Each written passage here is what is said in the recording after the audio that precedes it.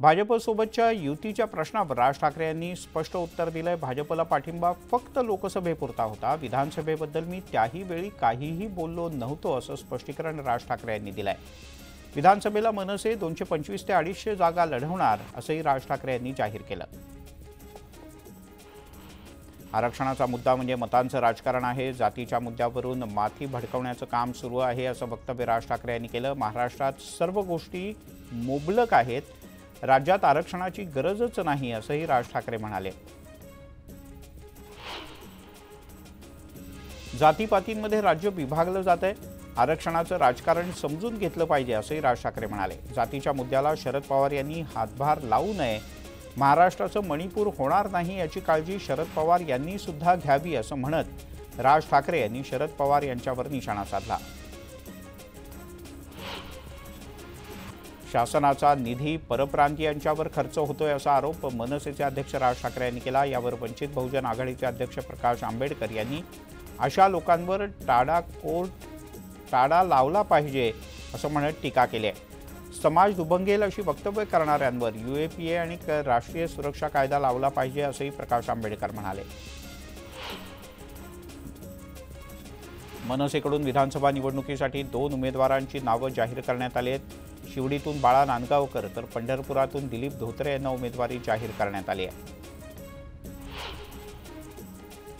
राज ठाकरे आजपासून धाराशिवच्या दौऱ्यावर जातील। विधानसभेचा आढावा घेण्यासाठी राज ठाकरे उद्याला इथे पदाधिकाऱ्यांची बैठक घेतील। धाराशिवमध्ये राज ठाकरे यांचे भावी मुख्यमंत्री अशा प्रकारचे काही बॅनर सुद्धा पाहायला मिळाले। चांदीवाल आयोगाचा अहवाल महाविकास आघाडीच्या काळात आला, पण सरकार पडल्यानं तो सादर करता आला नाही। त्यामुळे सध्याचे गृहमंत्री देवेंद्र फडणवीस यांनी तो अहवाल जनतेसमोर सादर करावा अशी मागणी माजी गृहमंत्री अनिल देशमुख यांनी केली आहे। मुख्यमंत्री एकनाथ शिंदे आणि शरद पवार यांच्या बैठकीत अदानी समूहाचे काही अधिकारी उपस्थित होते अशा बातमीची जोरदार चर्चा सुरू झाली। उद्धव ठाकरे आणि काँग्रेसचा अदानी समूहाला विरोध आहे, मात्र गौतम अदानी हे शरद पवार यांचे निकटवर्तीय आहेत। पवार यांचा अदानींना विरोध नाही अशी माहिती मिळते। याच मुद्द्यावरून महाविकास आघाडीत बिघाडीची शक्यता नाकारता येत नाही। मुख्यमंत्री आणि शरद पवार यांच्या बैठकीत अदानी समूहाचे काही अधिकारी सुद्धा उपस्थित होते अशी चर्चा आहे। यावर अंबादास दानवे यांनी प्रतिक्रिया दिली आहे। आम्ही एकत्र आहोत म्हणजे आमचे विचार एक असतीलच असं नाही। पवार हे कोणत्या विचारानं या अधिकाऱ्यांना भेटले आणि मुख्यमंत्र्यांची भेट घेतली याबद्दल आपल्याला माहिती नाही, पण शिवसेना आपल्या भूमिकेवर ठाम असल्याचंही दानवे म्हणाले। आदित्य ठाकरे मुंबई महापालिका आयुक्त भूषण गगराणी यांची लवकरच भेट घेणार आहेत। परळी विधानसभा मतदारसंघातले विविध प्रश्न यासोबतच कोस्टल रोडवरच्या होर्डिंगच्या संदर्भात त्यांनी वेळ मागितली आहे। मुंबईमध्ये उद्या महायुतीच्या नियोजन समितीची एक महत्त्वपूर्ण बैठक होणार आहे। आगामी विधानसभा निवडणुकीच्या तयारीच्या दृष्टीने या बैठकीचं आयोजन करण्यात आलं असून भाजप, शिवसेना आणि राष्ट्रवादी काँग्रेसच्या प्रत्येकी 2 उमेदवारांचा या समितीत 2 सदस्यांचा या समितीत समावेश असेल। प्रसाद लाड या नियोजन समितीचे अध्यक्ष आहेत। भाजपच्या समरजित घाडगे यांना शरद पवार गटाकडून ऑफर देण्यात आल्याचं कळतं। शरद पवार गटानं 2 वेळेला त्यांना ऑफर दिल्याची माहिती आहे, मात्र घाडगे यांनी अद्याप ही ऑफर स्वीकारलेली नाही।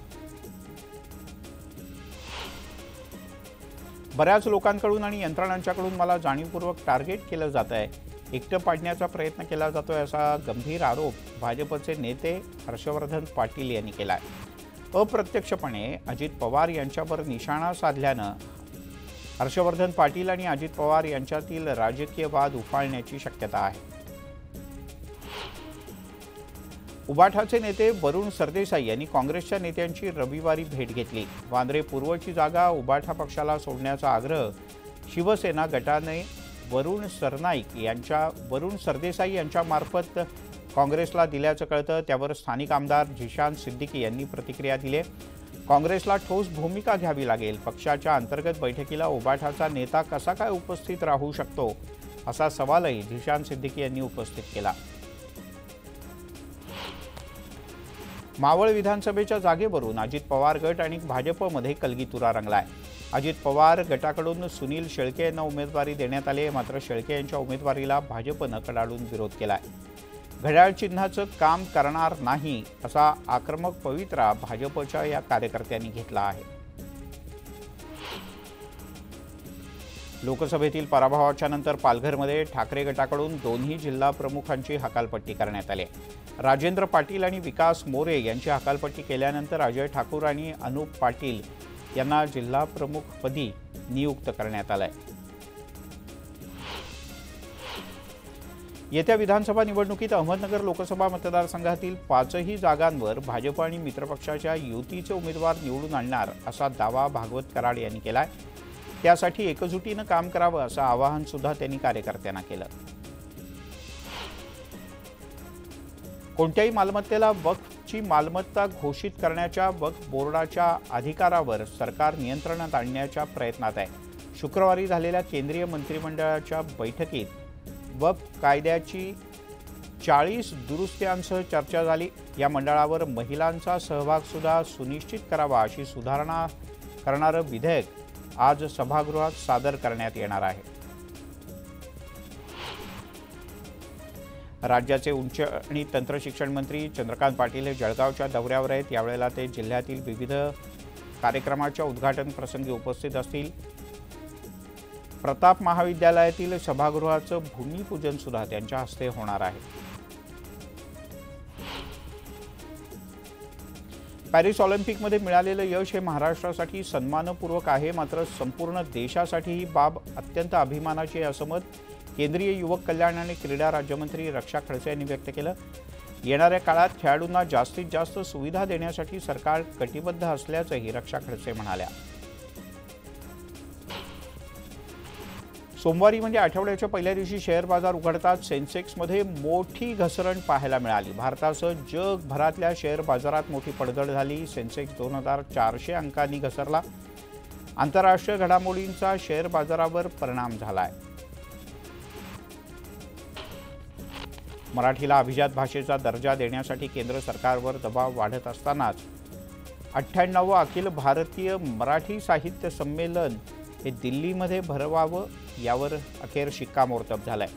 मुंबई मराठी साहित्य संघाच्या बैठकीत साहित्य संमेलन दिल्लीत घेण्याच्या निर्णयावर शिक्कामोर्तब झालं। त्यामुळे तब्बल 70 वर्षांनी दिल्लीमध्ये पुन्हा एकदा मायबोली मराठीचा जय जयकार घुमताना पाहायला मिळेल।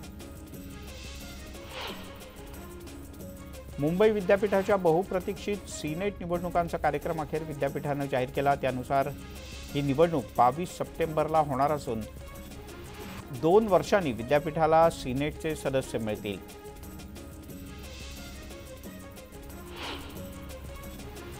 पूजा खेडकरने यूपीएससीच्या निर्णयाविरोधात दिल्ली उच्च न्यायालयात धाव घेतली आहे। यूपीएससीनं पूजा खेडकरची उमेदवारी रद्द करून तिला शोकॉज नोटीस बजावली होती। या विरोधात पूजा खेडकरनं उच्च न्यायालयात एक याचिका दाखल केली आहे।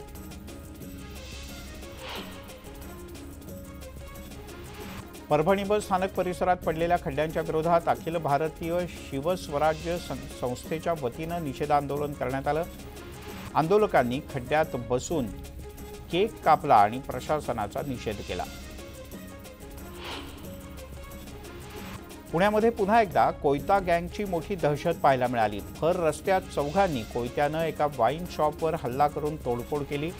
पुण्यातील कॅम्प परिसरातली ही धक्कादायक घटना आहे। तोडफोड केल्यानंतर दगडफेक सुद्धा करण्यात आल्याचं कळतं।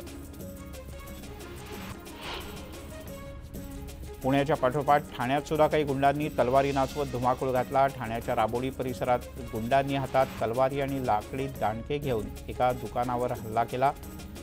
यामध्ये एक जण जखमी झाला असून राबोडी पोलीस आरोपीचा शोध घेत आहेत। कल्याण रेल्वे स्थानकाच्या तिकीट काउंटरवर महिलांमध्ये तुफान राडा झाला। तिकीट काढताना सुटे पैसे नसल्यानं झालेल्या वादाचा एक व्हिडिओच प्रवाशांनी काढलाय। यातून संतप्त महिला स्टाफनं प्रवासी महिलेला मारहाण केली। नागपुरात ओव्हरटेकचा नाद एका तरुणीच्या जीवावर बेतलाय। ट्रकला ओव्हरटेक करताना तोल गेल्यानं दुचाकीला अपघात झाला। या अपघातात ट्रकच्या मागच्या चाकाखालती आल्यानं तरुणीचा मृत्यू झाला, तर पाठीमागे बसलेला तरुण हा हेल्मेट घालून होता, त्यामुळे तो थोडक्यात बचावला। या प्रकरणी बेलत पोलिसांनी गुन्हा दाखल केला असून अधिक तपास सुरू आहे। नाशिकच्या सिन्नर तालुक्यातील ठाणगावमध्ये शालेय विद्यार्थी रस्त्यावर उतरले। विद्यार्थ्यांनी शाळेत जाणारा रस्ता अडवला। एका शिक्षकाची बदली केल्यानं विद्यार्थ्यांनी शाळा बंद आंदोलन पुकारलं।